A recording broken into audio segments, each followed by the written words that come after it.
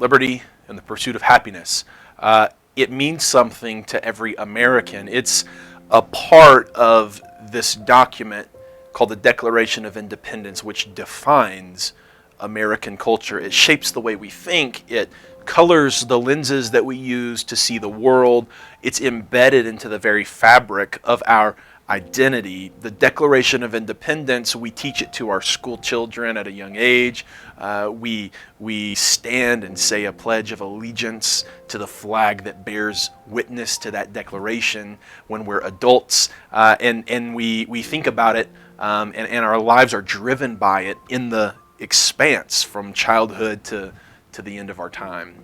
The Hebrew people have a document and a phrase that means something very similar to them. They have a Declaration of Independence, and it's kind of funny that it relates to their actual independence as well. But more than relating to independence, it's a document of identity. It's called the Book of Exodus. The Book of Exodus is to the people of Israel what the Declaration of Independence is to a citizen of the United States. It's a book that follows several themes, and ultimately it culminates right in the middle with this episode at God's holy mountain. But it visits these ideas like, what does it mean to be called out into the wilderness? To be led into this state of exile, out of the world and into the presence of God. To live in the desert where God provides. To live in the world but not be of the world. To rely on God to provide your daily bread and to provide your water. And the book of Exodus explores that theme, and it also visits this idea of the people of Israel who have a long way to go on their journey to becoming the people who God has called them to be. It's sometimes said that it's easy for God to take Israel out of Egypt.